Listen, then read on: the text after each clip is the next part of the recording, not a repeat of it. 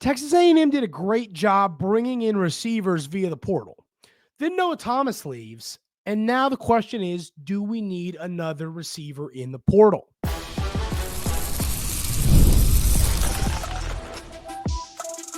You are Locked On Aggies, your daily podcast on the Texas A&M Aggies, part of the Locked On Podcast Network, your team every day.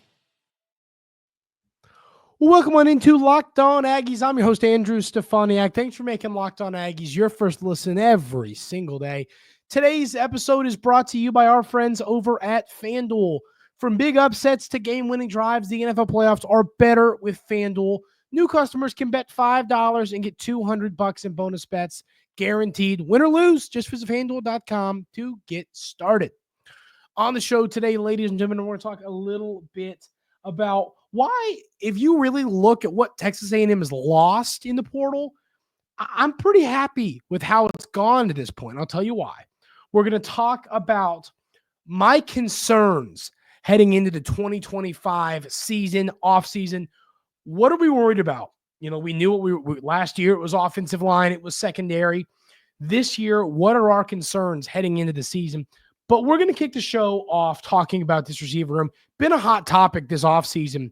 But the question now, once again, is the Aggies lose Noah Thomas to the portal. You'd already brought in Hudson and Concepcion and Craver.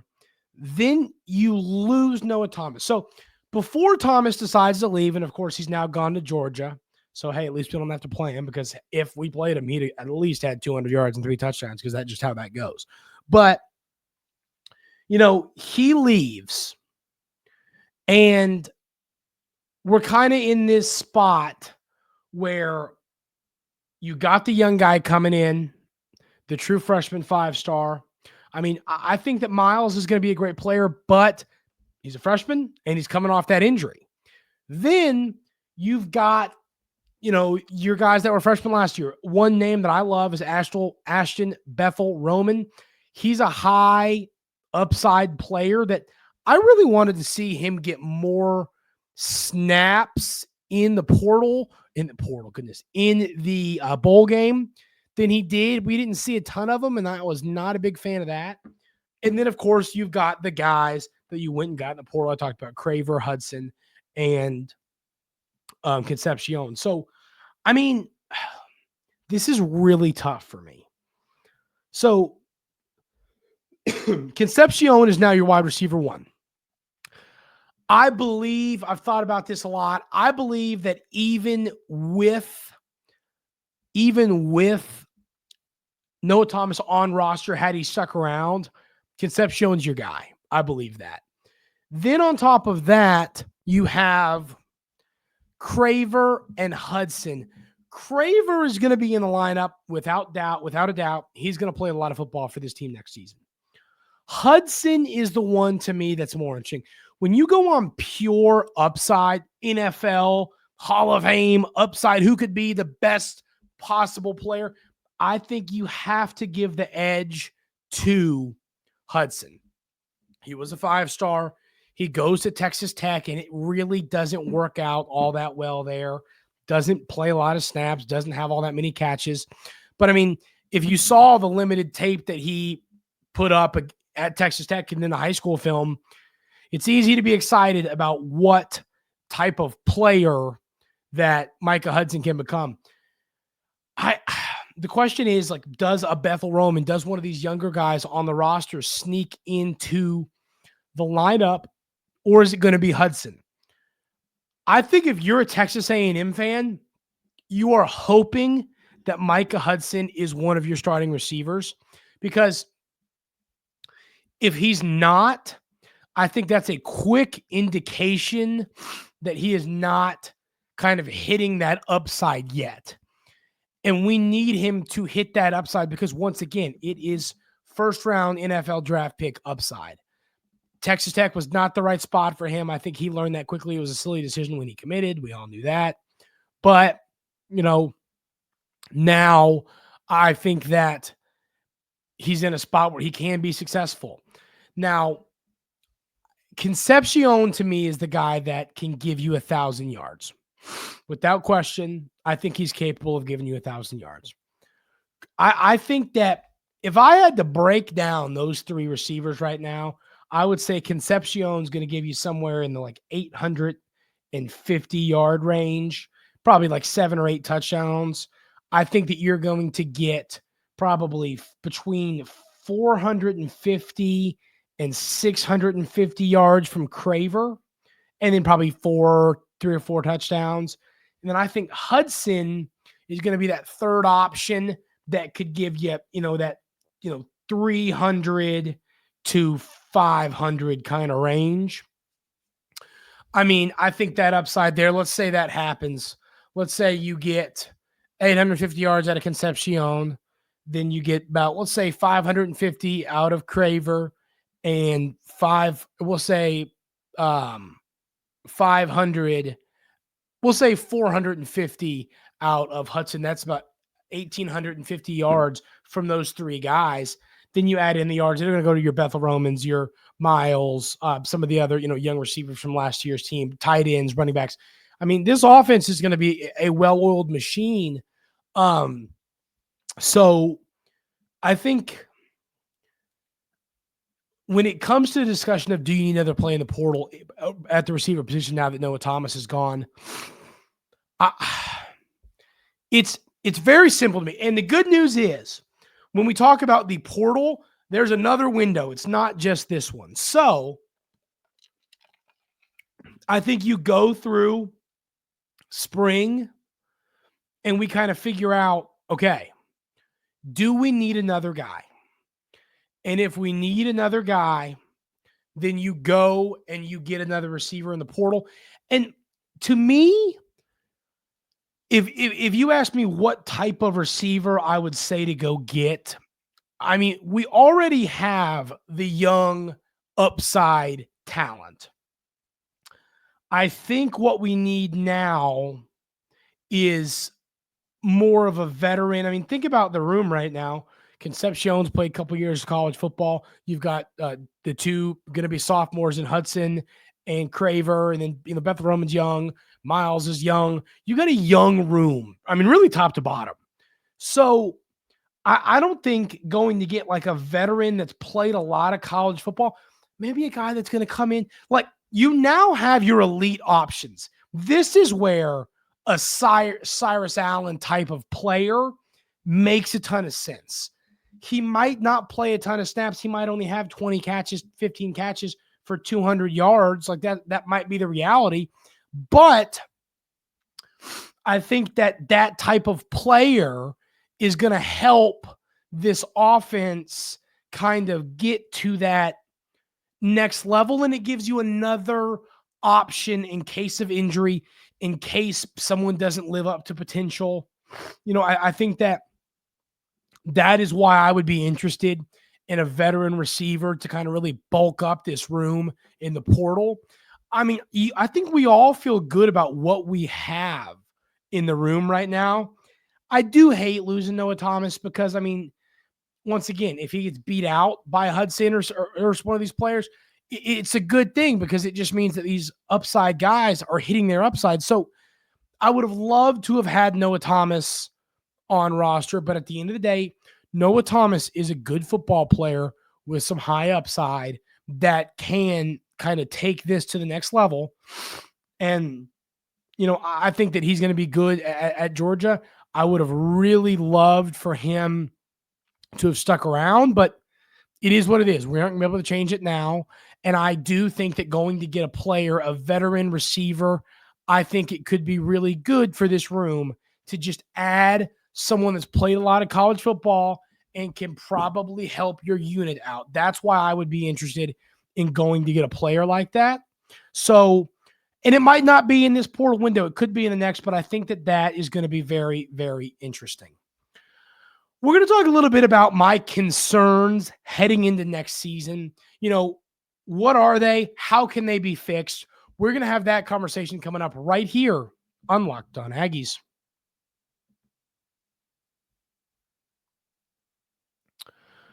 But first, I want to tell you about our friends over at TurboTax. This is a message from our sponsor, Intuit TurboTax. Are you tired of the endless waiting, wandering, and worrying about your taxes? Well, now that's a thing of the past. You see, taxes don't need to be complicated or stressful. TurboTax is here to change the game by matching you with a TurboTax expert who can go get to work on your return right away. No more waiting for answers. No more wondering if you're missing out on deductions, whether you got one form or 20. TurboTax experts give your taxes their undivided attention while you get real-time updates on their progress so you can focus on what really matters. You won't have to lift a finger, but you'll get peace of mind knowing that your taxes are being handled by the pros. Ready for stress-free taxes and the most money back guaranteed? Head over to TurboTax.com today and get matched with your expert who's ready to take your taxes off your plate so you can focus on your day. Only available with TurboTax Live full service, real-time updates only in the iOS mobile app. See guarantee details at TurboTax.com/guarantees.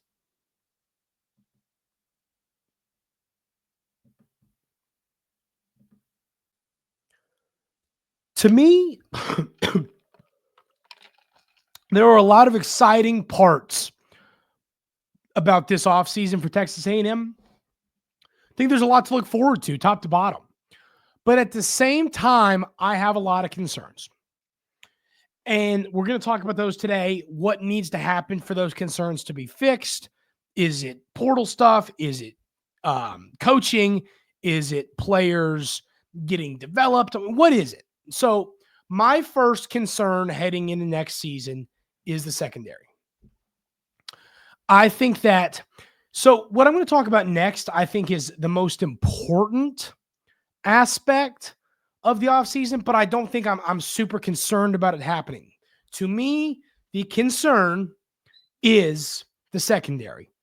I mean, these guys, I think you have good players that didn't have a good season, and I believe in this unit to get better. I believe in some of these players, but there's no question. Excuse me. I just can't get this cold to go away. I've legitimately had a cold for 3 weeks. I don't understand how that's possible, but that's just the reality. I think that you have the players for this unit to get to the next level. The question is, will they do it? And I think that's going to be a little bit coaching. I think it's going to be a little bit development. And I think it's going to have to do with the portal. I really like the players that you've brought in so far via the portal. I really like Humphrey. I think that Julian Humphrey is a player that is going to come in and be really good for us, play some stats. It'll be interesting to see how he kind of works into the fold. I think he's a player that has more untapped potential that hopefully we can figure out and get to the bottom of. And then Jordan Shaw from Washington is a guy that, he can play that slot corner for you. It'd be interesting to see where we use him. I mean, I think that's kind of where he's going to be used mostly, but a guy that, is he going to play a ton of snaps? I think it's still to be seen, but it's adding depth. And I think that helps, knowing that, I do definitely have depth concerns about this cornerback room and upside concerns. So if this secondary is able to get to that next level, that would be incredibly important for this team, because I just think that that's your weakness right now. I mean, we talk about it, feel pretty good about most rooms on offense. Now, there's still some concerns, and we're going to talk about some of those. But, I mean, I feel pretty good about your linebackers. Your defensive line, I think you've done a good job. I think there's still more to do, but I think you've done a good job for the most part. And I always believe in Texas A&M's defensive line. This secondary is the one position I look at it and I go, oh boy, if this group can't take it to the next level, I don't know if this football team is going to reach its peak or its full potential because of one position group. And it's kind of the way I felt about the offensive line last year. And that, to me, is always the most frustrating, is when you go, okay, I think that if this unit's good, we're going to be great, because I feel pretty good about our team everywhere else. So that is, I think, another interesting part of the secondary. But yeah, I believe in this unit to figure things out. I like your portal additions already. I think that you might see some more, and then hopefully just more player development. We have some elite young talent that just needs more development. So I think if those things happen, this secondary can be good. But I mean, this is the second year in a row that we've gone, our secondary has not been great. And so would love to have a really good secondary for this football team next year. And I think that's possible, but some steps have to be taken. Players need to be added and development needs to happen. So my next concern is the development of Marcel Reed. This is, without a doubt, the most important part of the offseason for Texas A&M. If Marcel Reed can develop as a passer, I think the sky's the limit for this offense. If Marcel Reed is not able to develop as a passer, I still believe with his legs that he's going to do some good things next season. I fully believe that. But is it going to be, I think that we could be good, not elite. Him becoming a great passer on top of what he can already do with his legs, I think could make this offense with a good receiver room, great running backs, a solid offensive line. I think it makes this offensive unit elite. So Colin Klein developing Marcel Reed's passing is a so crucial part of this offseason. And I think that he's going to be able to help Marcel as a passer. I mean, we do forget he's young. He played in a handful of games this year, one game the year before. I mean, we just haven't seen a ton of the development there because he's still young. And I think that this offseason where he goes in and we know he's the guy, I think that is where you're going to see Marcel Reed take the next step in his development. And if he's able to do that, this offense is going to be great. So Colin Klein and Marcel Reed, those two, I think are going to play such an important, massive part in this football team for next season. If they can't develop him and he's not able to get better, I'm concerned. I definitely am going to have some concerns in that case, but I think that he's going to be able to improve this offseason. The next thing I have is the defensive line. You're losing Shamar Turner, Shamar Stewart, Nick Scorton.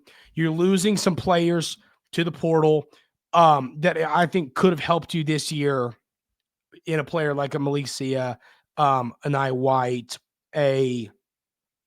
guys, I think Gabriel Brinlow-Dindy, I think that those three players could have had a role for you.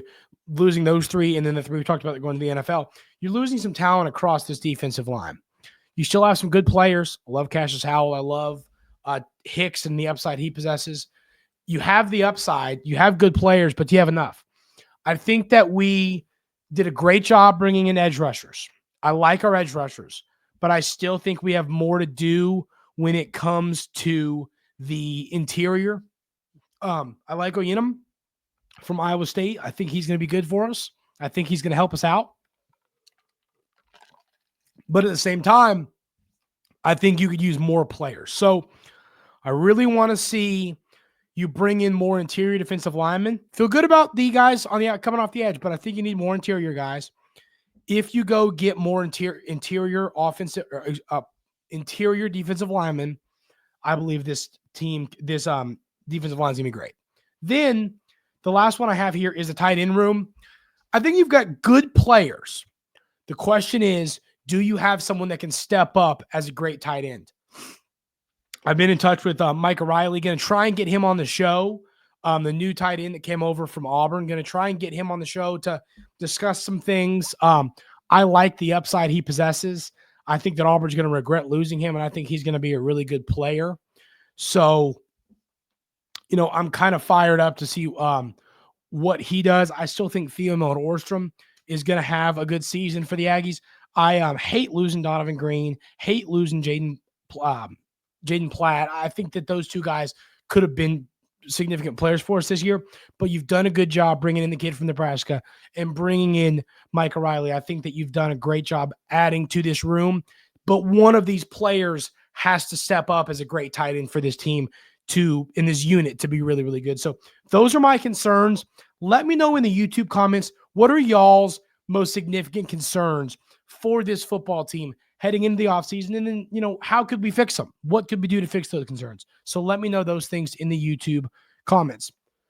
We're going to talk a little bit about how we've lost over 20 players in the portal, but I feel pretty good about who we've lost and who we kept. We'll talk about that coming up right here on Locked On Aggies.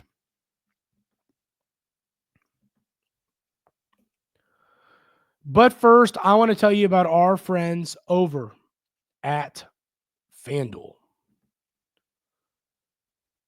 From big upsets to game-winning drives, the NFL playoffs are better with FanDuel, because right now new customers can bet $5 and get $200 in bonus bets guaranteed. That's $200 in bonus bets, win or lose. The FanDuel app gives you everything you need for live bets, same-game parlays, and so much more. There's a lot of fun stuff to bet on. We got the NFL playoffs, the NBA's on. You got a couple more college football games. You got college basketball. There's just a lot to bet on over on FanDuel right now. It's a ton of fun. I love doing these anytime touchdown score parlays. They're a ton of fun. Not many of them left with it being the playoffs, but you can do one for each playoff game. It's a lot of fun. I enjoy that. Me and all my buddies do that. Just visit FanDuel.com to join today and get started with $200 in bonus bets. That's FanDuel.com. Make the playoff season unforgettable with FanDuel, an official sports partner of the NFL, and, of course, the Locked On Podcast Network.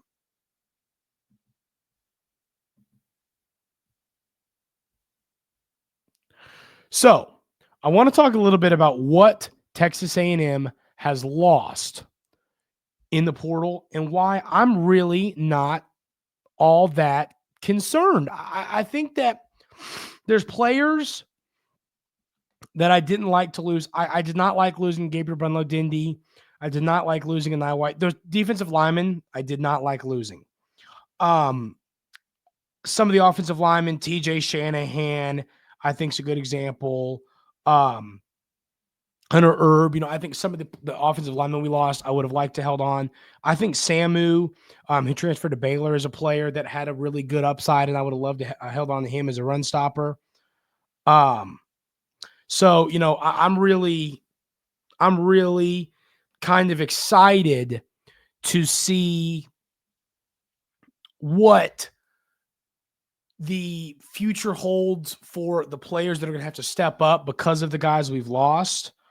I think that we've brought in enough to combat the losses. My losses I'm more concerned about are the losses to the NFL with the defensive line. But I mean, do y'all agree with that? Like, what is there? I'd say Noah Thomas for sure hurts, but is there a player that we've lost in the portal that y'all are like, man, I wish we wouldn't have lost that guy. We are in big, big trouble. So let me know that in the YouTube comments. I'm kind of curious to hear everybody's thoughts. But that is going to do it for today's episode of Locked On Aggies and this week here at Locked On Aggies. Really appreciate y'all being here every single day. Means the world to me, as I tell y'all often. It really does. Keep hitting that subscribe button on YouTube. We're getting close to hitting some more goals there, so keep hitting that for me. I really appreciate that. I hope everyone has a great weekend, and we will see y'all on Monday right here on Locked On Aggies.